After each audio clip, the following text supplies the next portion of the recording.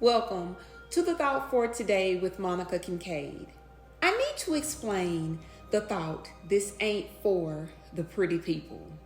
It is not talking about people who are attractive or pretty, and it's not insinuating that they cannot be a Christian. No, that is not it at all. It's about people's hearts and about their mindset. Today, we will examine what it truly looks like to be a Christian, a follower of Jesus. Because y'all, this ain't for the pretty people.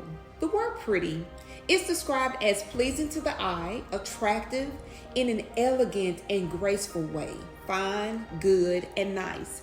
Truth be told, we all like pretty and nice things. Some of us may even describe ourselves as being pretty. The kind of people I am talking about, though, don't like to get, their clothes dirty, their hands dirty.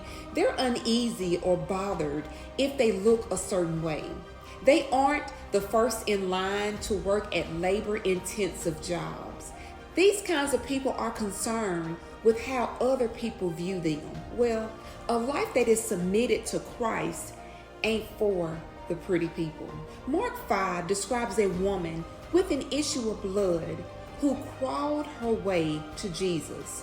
Now, according to custom, this woman was considered to be unclean. If she was caught in public, she would be stoned to death.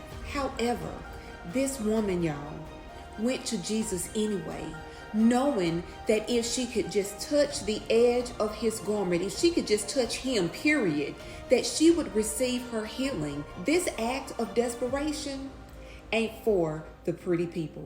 1 Peter 5:5 tells us to be clothed with humility, for God opposes the proud, but he gives grace to the humble. Those who are proud will not surrender their lives to Christ. They are just too concerned with the opinions of others. Y'all, these people are self-centered. The proud desires to fit in with the world. They are too worried about being talked about standing out and being peculiar. True humility ain't for the pretty people. In Daniel chapter 3, we all know the story of Shadrach, Meshach, and Abednego. These young men refused to bow and worship a golden image, and therefore, you already know, they were thrown into a fiery furnace. All of us are aware that some individuals do not desire to deny themselves, let alone risk their lives for God. This act of standing up for Christ, no matter what it costs, ain't for the pretty people. A life lived for Christ is for those people who are soldiers, because we're in a war. The sold out for Jesus followers will crawl their way through any situation with dirt on their clothes. Y'all, they hadn't shaved in weeks. They're limping. They're hungry. They're wounded. Their hair is messed up. No shoes on. They're brokenhearted. Hadn't eaten, y'all, in days, and have holes in their socks and shoes. The people who are sold out for Christ have a determination to do whatever it takes to live for Christ. Only soldiers need apply, because being a Christian ain't for the pretty people.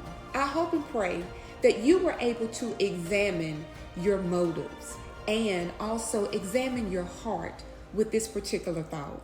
May God's blessings overflow you, because the life of a true believer ain't for the pretty people. Until next time.